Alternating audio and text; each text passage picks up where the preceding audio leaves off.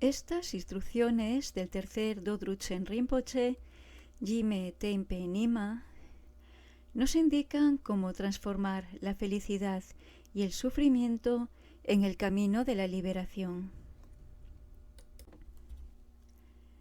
Mediante la verdad relativa. Cualquier estado mental, ya sea de felicidad o de sufrimiento, tiende por naturaleza a incrementar si uno se acostumbra a experimentarlo.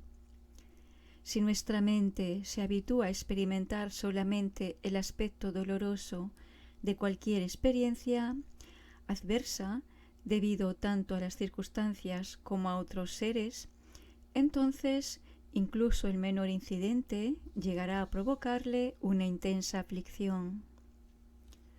Como su intensidad aumenta a medida que nos vamos habituando a él, podemos llegar hasta el punto de que cualquier cosa que suceda nos aflija y desaparezca así cualquier posibilidad de ser felices.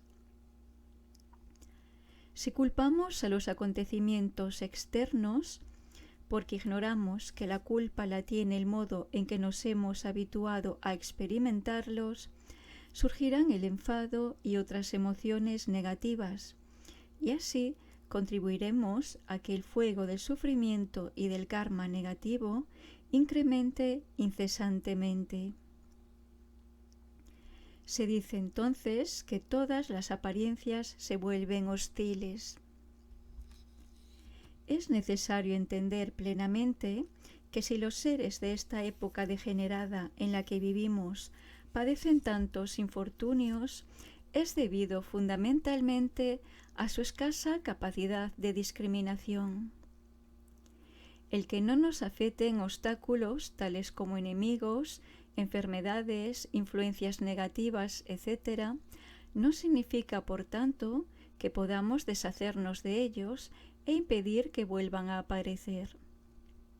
Significa más bien que podemos impedir que se conviertan en un obstáculo para nuestro progreso en el camino hacia la liberación.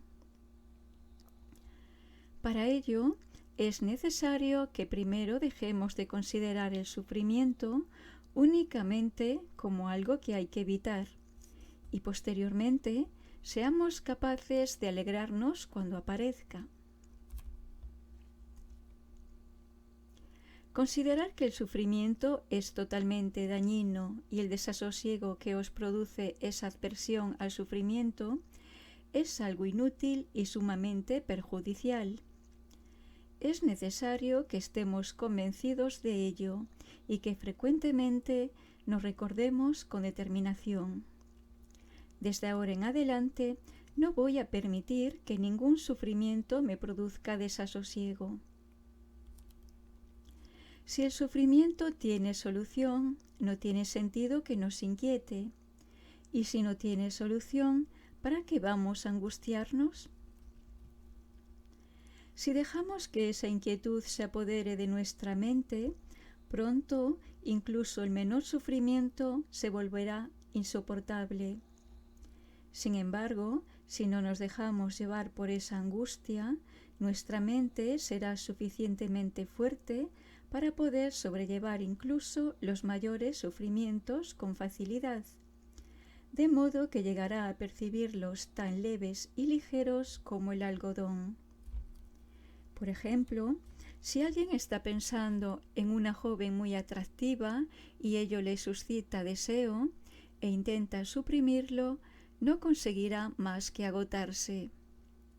Del mismo modo, si nos concentramos en el aspecto doloroso de un sufrimiento, seremos incapaces de generar la paciencia necesaria para sobrellevarlo.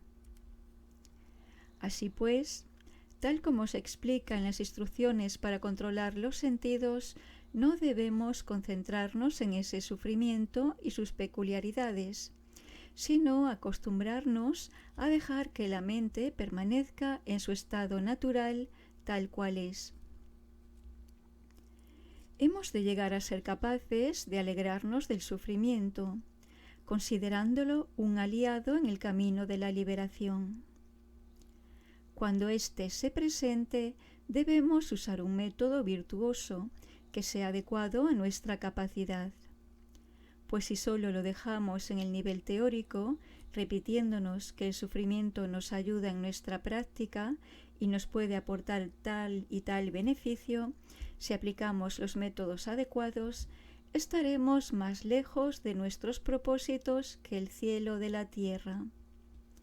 Así será difícil que podamos conseguir algún resultado.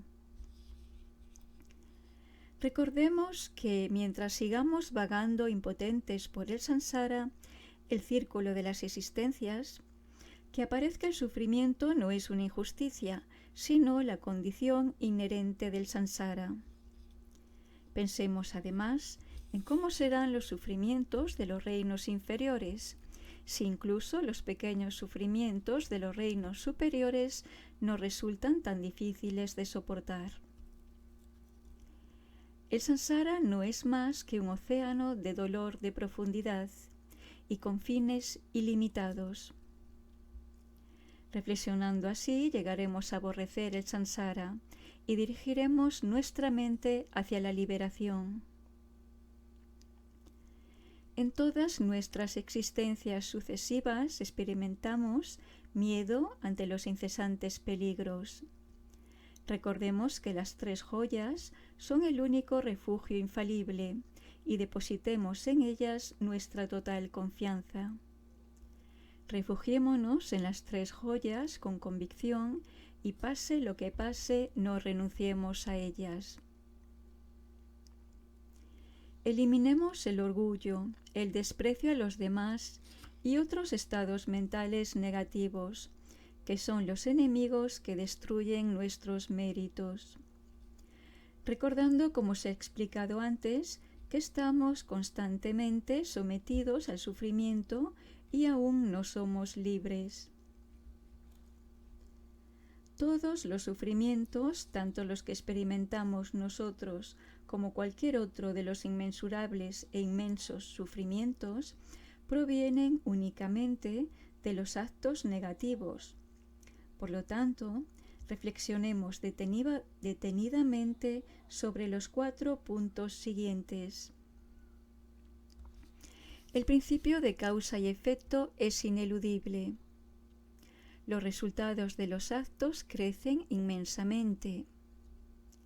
Nadie puede experimentar el resultado de aquello que no ha hecho.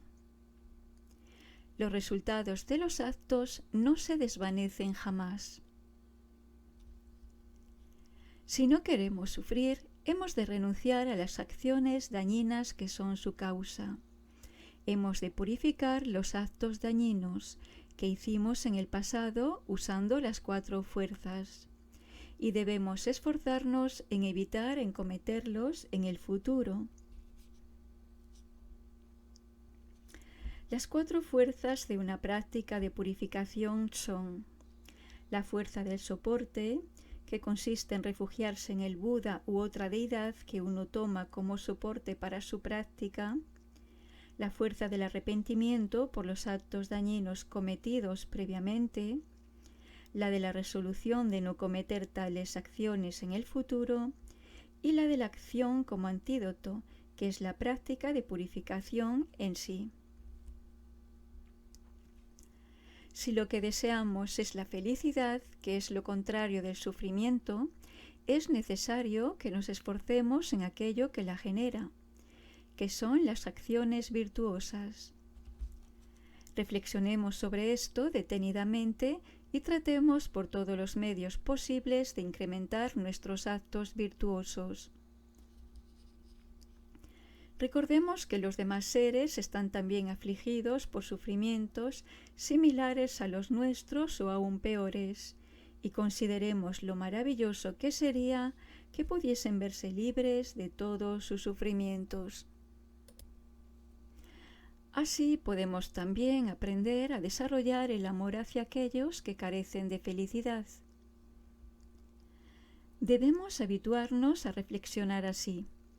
Si aún no nos hemos deshecho del sufrimiento, es debido a que desde tiempos inmemoriales no nos hemos preocupado más que de nosotros mismos. Desde ahora solo nos ocuparemos de los demás, ya que de ellos procede toda la felicidad y el bienestar. En el momento en que uno afronta el sufrimiento, resulta muy difícil poner estas instrucciones en práctica. Por ello, es de vital importancia que nos hayamos familiarizado previamente con la práctica que vayamos a aplicar en esas circunstancias desfavorables. Lo mejor es aplicar aquella práctica en que seamos obviamente más diestros. No es suficiente que simplemente usemos el sufrimiento como un aliado de nuestra práctica. Es necesario que realmente lleguemos a obtener un resultado óptimo, el cual nos aportará un caudal estable de intensa y profunda alegría. En cualquier momento uno debe reflexionar en que todos los sufrimientos que padecemos son una gran ayuda para obtener las múltiples y excelentes dichas de los reinos superiores y la liberación, tan difíciles de alcanzar, y que en el futuro seguirá siendo así. Por eso, por muy intenso que sea el sufrimiento, hay que considerarlo algo sumamente grato. Es similar a ese dulce indio hecho con melaza mezclada con cardamomo y pimienta. Reflexionando a menudo sobre todo eso, se llega a experimentar la dicha mental. De este modo, esta felicidad mental puede llegar a tener tal magnitud que hará imperceptible cualquier sufrimiento que experimentemos. Así, con la paciencia, podremos superar las enfermedades, y éstas ya no podrán afectar a nuestra mente. E igualmente, sabremos cómo controlar a aquellos que nos dañan y las influencias negativas. Como se ha mencionado anteriormente, para que el sufrimiento se convierta en el camino de la liberación, es fundamental que transmutemos esa sensación de aversión que nos produce. Si no, la desazón enturbiará nuestra mente y nos hará sentirnos abatidos, por lo que no seremos capaces de usar el sufrimiento en el camino. Cuando efectivamente usemos el sufrimiento en el camino, podremos constatar que progresamos en nuestra práctica. Y al advertir cómo el sufrimiento contribuye a que mejoremos, estaremos cada vez más contentos. Se dice que si empezamos aplicándonos con dificultades menores y poco a poco aumentamos su nivel de dificultad, terminaremos siendo capaces de afrontar incluso los mayores sufrimientos. Debemos actuar así, pues si sobrepasan nuestras posibilidades, difícilmente podremos usarlas. Entre nuestras sesiones de meditación, hemos de rezar al Lama y a las 3 joyas para que podamos transformar el sufrimiento en el camino. Cuando nuestra mente sea ya un poco más fuerte, debemos de hacer ofrendas a las 3 joyas y a los espíritus. Podemos pedirles que nos envíen circunstancias adversas a fin de que podamos perfeccionar nuestra práctica. En todo momento debemos mantener nuestra confianza, estando alegres y felices. Cuando decimos espíritus, podemos considerar estos espíritus, Kyompo, como fuerzas negativas, fuerzas o acontecimientos interiores subconscientes que originan problemas o enfermedades y que pueden tal vez adoptar la forma de apariciones exteriores objetivas. Cuando uno está empezando a poner en práctica estas enseñanzas, es importante meditar manteniéndose alejado de las distracciones del mundo. Si no, corremos el riesgo de dejarnos influir por los amigos desaconsejables que no dejarán de preguntarnos por qué soportamos tales sufrimientos. Las preocupaciones que nos producirán los enemigos, familiares, propiedades, etc., enturbiarán nuestra mente, perturbándola más allá de cualquier control. Así desarrollaremos malos hábitos y nos dejaremos llevar por cualquier circunstancia fortuita. En los lugares solitarios no hay distracciones. Nuestra mente estará diáfana y podrá concentrarse fácilmente. Por eso, al principio, los practicantes del Cho, que se adiestran en los medios para controlar el sufrimiento, evitan hacerlo en medio de las distracciones y usando el daño que otros seres humanos les hacen. En vez de eso, se adiestran principalmente con las apariciones de los dioses y los espíritus malignos, en la soledad de los cementerios y otros lugares salvajes. El Chu es un método de meditación para cortar los 4 demonios internos, que según el vehículo causal de las características son los agregados, las emociones negativas, la muerte y el de ser hijo de los dioses. Se refiere a las distracciones, pensamientos de apego a los objetos externos que nos impiden avanzar. En resumen, a fin de que los sufrimientos y las circunstancias adversas no solo no nos afecten, sino que además seamos capaces de hacer que nos proporcionen paz, debemos conseguir que tanto nuestras enfermedades como los enemigos, los espíritus malignos y las palabras hirientes de otros dejen de producirnos aversión y en vez de ello aprender a sentirnos bien con todo ello. Por lo tanto, es necesario que dejemos de considerar las circunstancias adversas como problemas y nos esforcemos todo lo posible en apreciarlas como algo valioso, puesto que las cosas son agradables o no según cómo se perciben. Por ejemplo, si una persona considera los asuntos del mundo como algo sumamente perjudicial, cuanto más aumente su fortuna y su círculo de amistades y conocidos, más hastiado se sentirá. Mientras que una persona que valora gratamente los asuntos del mundo aspirará a hacer que estos aumenten.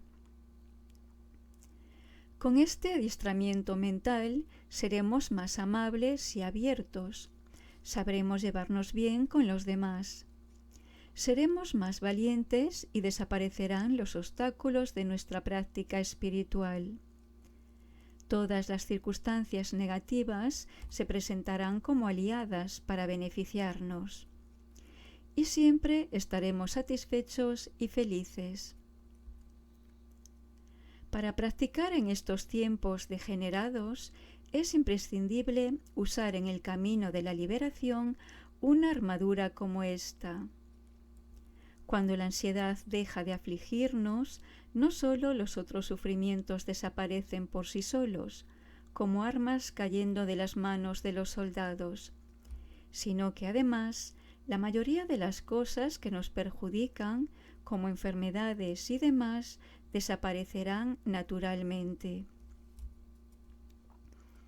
Los sabios del pasado solían decir: si la mente no está infeliz ni insatisfecha, nada podrá perturbarla. Si la mente no está perturbada, las energías tampoco lo estarán. Las energías sutiles circulan dentro de los canales sutiles y están en estrecha relación con los diferentes estados mentales, en cuyo caso los otros elementos constitutivos del cuerpo tampoco estarán perturbados. Debido a ello, la mente no estará perturbada. Y así, el círculo de la felicidad no dejará de girar. También se dice, del mismo modo que los pájaros pueden herir a los caballos y asnos, cuyos lomos están lesionados, los espíritus malignos hallan fácilmente la ocasión de dañar a los que tienen miedo, pero difícilmente pueden dañar a aquellos que son estables. La gente sabia sabe que la felicidad y el sufrimiento dependen de la mente. Así pues, buscan la felicidad y la satisfacción en la propia mente, sabiendo que las causas de la felicidad se hallan en ellos mismos, no dependen de nada externo. Nada procedente de humanos o no humanos puede dañarles. Y así será incluso en el momento de la muerte y posteriormente. Siempre serán libres. Es así como los bodhisattvas llevan a cabo la concentración denominada la felicidad que controla todos los fenómenos. Por el contrario, los insensatos corren tras los objetos externos, creyendo que así hallarán la felicidad. Cualquier felicidad, grande o pequeña, que busquen se les escapará de las manos, les decepcionará y fracasarán tratando de alcanzarla. Pues, como dice el proverbio, quien deja su poder en manos de otros es como quien tiene el cabello atado a las ramas de un árbol. Los enemigos y los ladrones encontrarán fácilmente el modo de dañarles. Una simple crítica bastará para hacerles infelices. Por eso, no se puede confiar en que los objetos externos proporcionen felicidad. Del mismo modo que aunque un cuervo nutra a una cría de cuclillo, nunca podrá conseguir que sea su propia cría. Todo eso no puede más que crear fatiga para los dioses, problemas para los espíritus malignos y sufrimiento para los humanos. En este consejo esencial están condensados cientos de puntos vitales. Existen muchas otras instrucciones que nos indican cómo aceptar el sufrimiento de las experiencias difíciles para progresar en la práctica o cómo usar en el camino las enfermedades e influencias negativas, tal como se enseña en el Tzitze.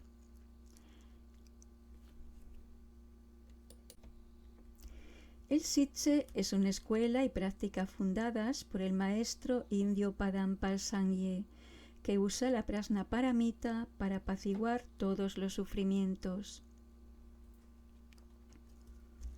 Sin embargo, aquí he expuesto un resumen general fácil de entender, basado en las enseñanzas de Santideva y sus sabios sucesores, sobre cómo aceptar el sufrimiento.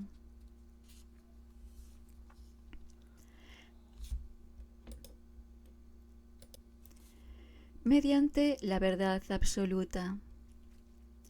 Gracias a una técnica de análisis que permite refutar los 4 puntos de vista extremos, se lleva la mente a su estado natural, la vacuidad, la paz suprema, y ahí se permanece. En ese estado no existen sufrimientos ni circunstancias adversas, ni siquiera sus nombres. E incluso cuando se sale de ese estado, el modo en que la mente percibe los sufrimientos ya no es el mismo de antes, cuando sentía pavor y abatimiento. Al percibir que el sufrimiento no es más que una mera nominación, puede superarse. No voy a extenderme más sobre este punto.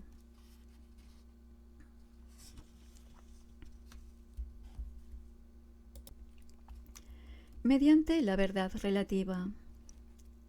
Si cuando somos felices y disfrutamos de circunstancias favorables nos dejamos llevar por ellas, crecerán el orgullo, la arrogancia y la pereza, y se convertirán en obstáculos en el camino de la liberación.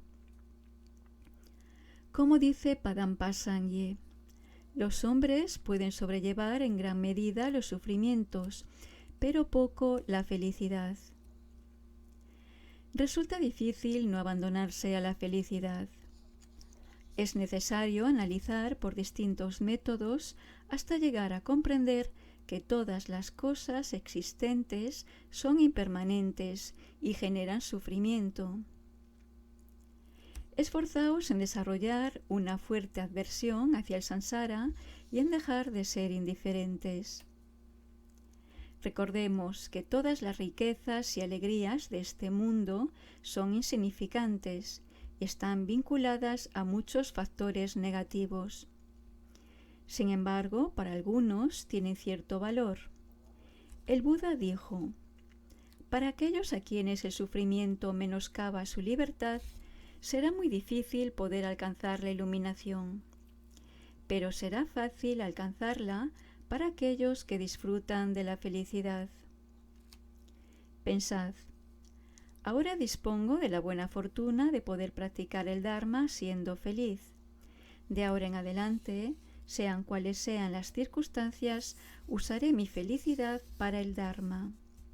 Y del Dharma surgirá incesantemente la felicidad. Es necesario que logréis que la práctica del Dharma y la felicidad se sustenten recíprocamente. De otro modo, sería como hervir agua en un recipiente de madera. Al final, uno seguiría estando igual que al principio.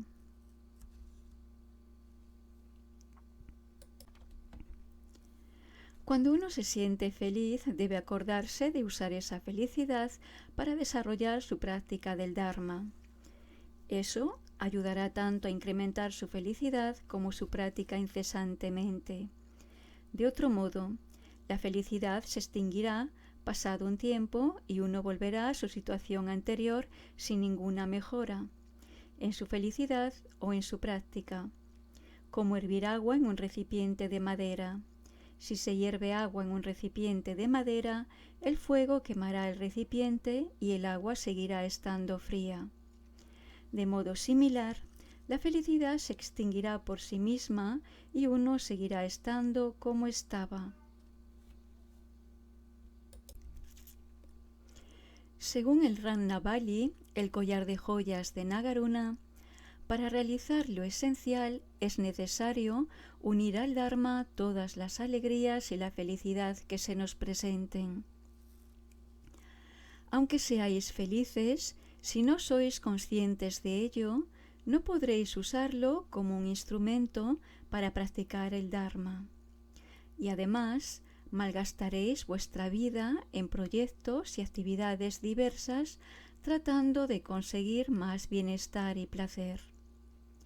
Para combatir eso, aplicad los métodos apropiados y disfrutad de la ambrosía de sentiros satisfechos con aquello que tenéis. Existen otros métodos para usar la felicidad en el camino de la liberación, como los que provienen de las enseñanzas sobre la práctica de la bodhicitta y aquellos basados en recordar la bondad de las 3 joyas. Pero por ahora es suficiente. Y al igual que en el caso de usar el sufrimiento en el camino, conviene ejercitarse en un lugar solitario, combinándolo con las prácticas de purificación y acumulación de méritos. Mediante la verdad absoluta, aquí puede aplicarse lo mismo que se ha explicado en el apartado sobre cómo transformar el sufrimiento en el camino de la liberación mediante la verdad absoluta.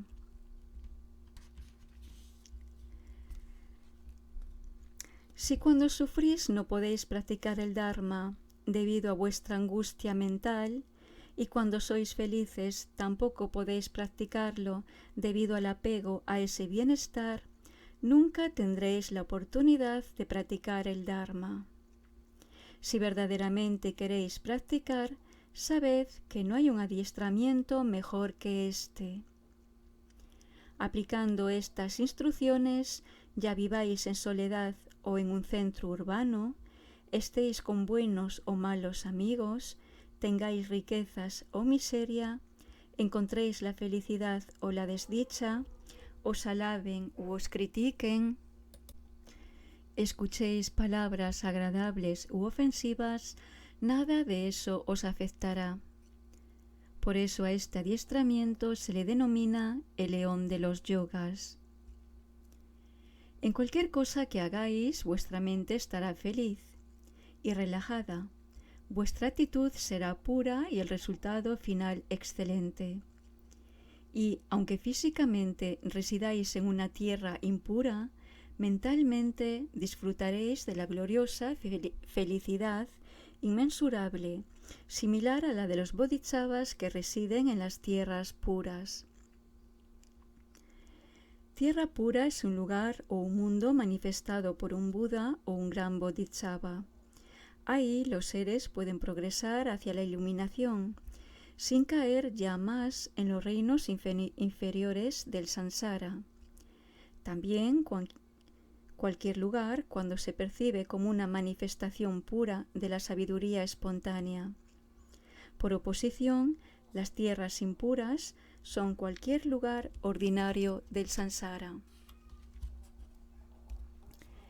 Y como decían los maestros Kadampas, la felicidad estará bajo control y el sufrimiento eliminado. Si estáis solos, os acompañará en vuestra solitud, y si estáis enfermos, os cuidará en vuestra convalecencia. Los Kadampas seguían las enseñanzas del maestro indio Atisha, que subrayan la importancia de combinar la disciplina monástica, la práctica de la compasión y el estudio. Estas enseñanzas fueron el origen de la escuela Gelugpa. Los orfebres purifican el oro fundiéndolo y sumergiéndolo en agua repetidamente, lo hacen dúctil. De un modo similar a este ejemplo, usando la felicidad en el camino, la mente desarrolla un ardiente deseo de practicar y usando el sufrimiento en el camino se purifica. Realizaréis con suma facilidad la extraordinaria concentración que hace que seáis capaces de hacer con el cuerpo y la mente cualquier cosa que deseéis. Estas instrucciones, a mi entender las más profundas, conducen a su más alto nivel de perfección, la disciplina moral, la raíz de toda virtud. La ausencia de apego a la felicidad pone la base para la suprema disciplina moral de la renunciación. El valor frente al sufrimiento purifica completamente esa disciplina moral. Como se dice, la generosidad pone los cimientos de la disciplina moral y la paciencia la purifica. Los que ahora se adiestren según estas instrucciones alcanzarán los estadios superiores del camino de la liberación y según está anunciado, percibiréis que todos los fenómenos son sueños ilusorios. Y el nacimiento será como entrar en un jardín. Tanto en la prosperidad como en la penuria no temeréis ni a las pasiones ni al sufrimiento. Y ahora algunos extractos de la vida del Buda. Antes de alcanzar la iluminación, renunció a su reinado como soberano universal como si se tratase de un montón de paja. Luego, en la ribera del río Nairanjana, permaneció imperturbable soportando grandes austeridades. De este modo nos enseñó que a fin de alcanzar para uno mismo la liberación es necesario que tanto la felicidad como el sufrimiento lleguen a tener para nosotros un mismo sabor. Después de haber obtenido la iluminación, los líderes de los hombres y los dioses hasta las esferas más altas de la existencia se inclinaron ante él, colocando los pies de Buda sobre sus coronillas en señal de reverencia. Le donaron todo tipo de ofrendas agradables y se ofrecieron a servirle. Por otra parte, el brahman Bharadvaja le reprendió cubriéndole de cientos de injurias, y una arrogante hija de otro brahman le acusó falsamente de tener una conducta sexual incorrecta. Posteriormente, durante los 3 meses en que vivió en el país del rey Añidata, se alimentó de forraje de caballo podrido. Y aunque padeció estas y otras muchas adversidades, su mente permaneció inalterable, sin ningún tipo de entusiasmo ni abatimiento, al igual que el viento no puede mover el monte Meru. Nos enseñó que para alcanzar el objetivo de beneficiar a los seres es necesario que tanto la felicidad como el sufrimiento lleguen a tener para nosotros un mismo sabor.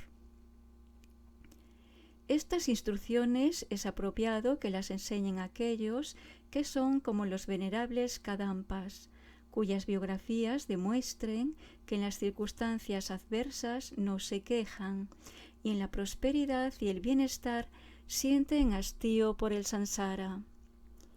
Pero si alguien como yo las explica, me temo que incluso mi propia lengua estará avergonzada de mí.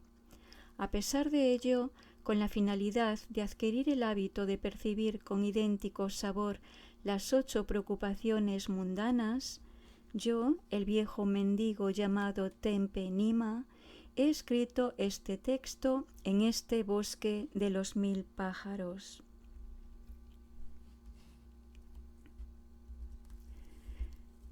Jime Tempe Nima, el tercer Dodruchen Rinpoche, nació en 1865 y murió en 1926. Nació en el año del mono de madera. Era hijo de Duyon Limpa, el primer Duyon Rinpoche, y Sonan So. Sus 7 hermanos fueron todos reconocidos como tulkus, es decir, reencarnaciones de maestros eminentes del pasado, y llegaron a ser también muy célebres. Varios destacados maestros le reconocieron como la reencarnación del segundo Dodruchen Rinpoche, cuyo regreso se había anunciado con una profecía que mencionaba el excelente cofre de hierro. Eso hacía referencia al nombre de su familia, Chakkong, que significa precisamente cofre de hierro. Siendo todavía un niño, Jime Tempe Nima fue entronizado jefe espiritual del monasterio de Dodrup, donde pasó el resto de sus días. Desde allí fue a visitar en diversas ocasiones a Patrul Rinpoche, quien le prodigó numerosas enseñanzas. Al principio le resultaba muy difícil entender los textos que tenía que estudiar. Con frecuencia se dormía llorando y al despertarse se encontraba con la cara pegada a la almohada debido a las lágrimas. Una mañana le contó a su maestro el sueño que había tenido durante la noche.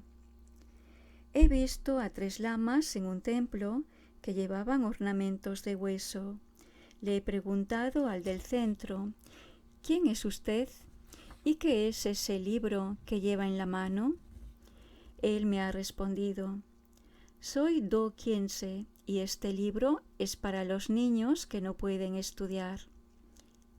Le he pedido que me lo regalase y cuando me lo ha dado me he sentido muy feliz. Estoy seguro de que hoy podré estudiar sin ningún problema.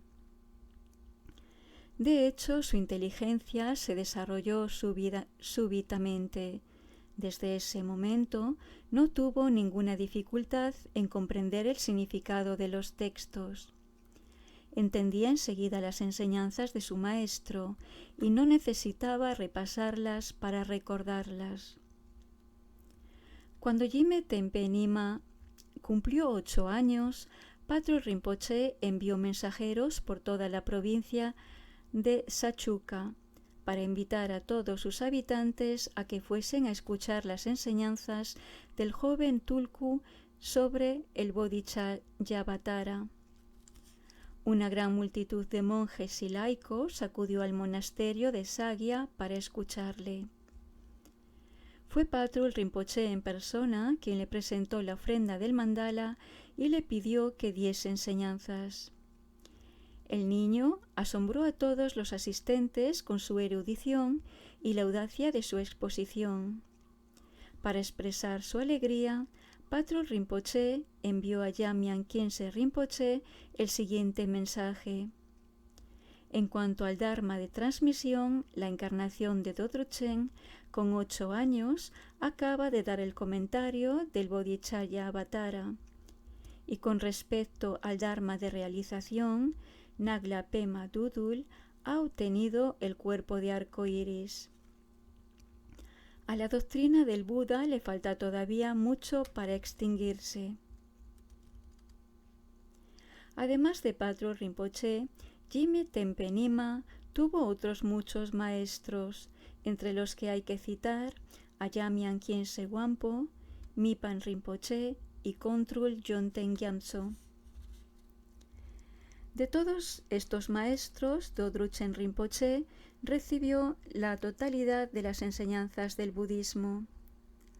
Tanto el Vinaya, el Madhyamika, el Pramana, la Prajnaparamita y la Abhidharma, como los tantras de las antiguas y las nuevas traducciones. Le fueron transmitidas todas las enseñanzas de la escuela Nyingma, y especialmente las tradiciones, tanto las originales como las posteriores, del Nyingtik. A su vez, él devino el origen viviente de los linajes de transmisión exteriores y secretos. Una vez establecido en el monasterio de Dodrup, que había fundado su predecesor y que posteriormente llegó a ser célebre dentro de estudios budistas, hizo que se construyesen numerosos templos y estatuas, y allí dio enseñanzas durante muchos años. Fiel a la palabra que le había dado a Patrul Rinpoché, impartió 100 veces el comentario del Bodhicharya Avatara. Señalando un pequeño trono, repetía gustosamente: sobre este asiento he explicado al menos 100 veces el Tantra Gubhya Garbha, el texto raíz de los 18 tantras del Mahayoga, que constituye la base de los estudios de la escuela Nyingma. Pero a fuerza de enseñar sin descanso, terminó cayendo enfermo. Desde entonces vivió retirado del mundo, en la ermita llamada El Desarrollo de la Virtud, que algunas veces en sus escritos aparece como el Bosque de los 1000 pájaros. Era un edificio de 3 pisos levantado sobre un prado rodeado de árboles, en la ladera de una colina próxima al monasterio. Contenía tantos objetos de culto admirables y libros raros que toda la casa parecía una biblioteca. A pesar de su enfermedad, Jime Tempe Nima solo dormía lo indispensable, pues consagraba todo su tiempo a escribir, estudiar o practicar. Y únicamente una docena de personas estaban autorizadas a estar cerca de él. Tuvo numerosas visiones de maestros y de divinidades y alcanzó un alto nivel de realización interior. Sin embargo, no se sabe casi nada al respecto, pues apenas hablaba sobre ello. Compuso obras muy eruditas, tanto sobre los tantras como sobre los sutras.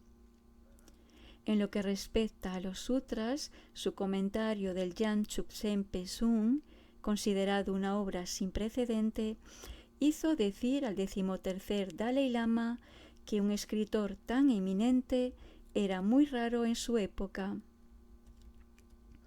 Respecto a los tantras, compuso diversos tratados mayores. Uno de los más importantes es su compendio sobre el Tantra Gubhya Garbha.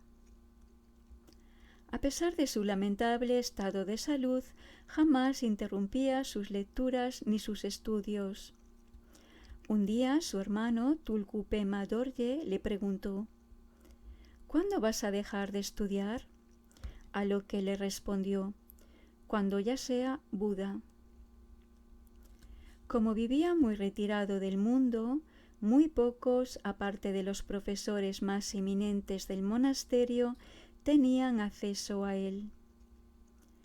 Tertön Sogyal le fue a visitar en diversas ocasiones. Los dos intercambiaron las enseñanzas de las que eran sostenedores, y fue a él a quien Dodruchen Rinpoche dictó su compendio sobre el Tantra Gubya Garba. Khyentse Chokyi Lodro también le visitó en 2 ocasiones y pasó junto a él varios meses para recibir sus enseñanzas. Numerosos eruditos intentaron entrar a su servicio para poder estudiar con él, sin llegar a conseguirlo. Los discípulos iban también en vano a su ermita con la esperanza de que le respondiese a sus preguntas sobre la práctica, pero no podían conseguir las respuestas ni siquiera por medio de un intermediario. Dodruchen Rinpoche se negaba a ver a nadie, fuese quien fuese. Esta regla, igual para todos, la aplicaba incluso con su propio hermano Tulku Drime.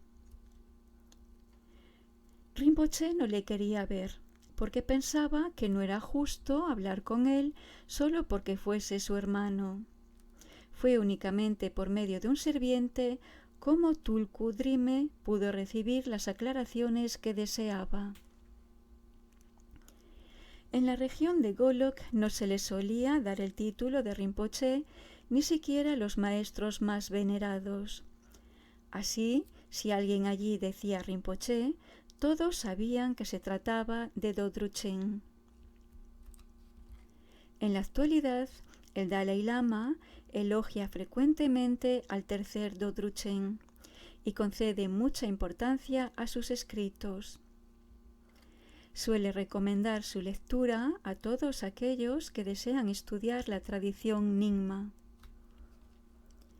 Maestro respetado y célebre, a Dodruchen Rinpoche no le interesaban los bienes materiales. Nunca quiso acumularlos, ni para su uso personal ni para su monasterio, y vivió toda su vida como un yogi oculto. Tenía un carácter jovial, era sencillo y resultaba muy fácil llevarse bien con él. Sin embargo, sus reflexiones eran profundas y cuando hablaba era muy sincero. Su mente estaba perfectamente adiestrada y quienquiera que se encontraba con él, aunque fuese poderoso o de alto rango, quedaba subyugado y sentía profundo respeto. Cuando, desde su habitación, consagró la gran estupa de Gogektan, el arroz que lanzó al aire a modo de bendición cayó sobre la estupa, que se encontraba a 2 días a caballo de allí. Un día, después de haberle pedido a su secretario que guardase el texto del comentario que estaba redactando sobre un tratado de Padmasambhava, el Mengak Tatren, Dodruchen Rinpoche añadió: «De momento, este es el final de mi trabajo. En el futuro se presentará alguien que dirá que es mi encarnación, y será él quien terminará este texto». Su estado de salud empeoró y en 1926, en el año del Tigre de Fuego, falleció a la edad de 62 años. Su fallecimiento estuvo acompañado de señales excepcionales, como arcoíris y temblores de tierra. Después de su cremación, que tuvo lugar 40 días después, sus restos fueron depositados en una estupa recubierta de oro de 2 pisos de altura, construida por sus discípulos.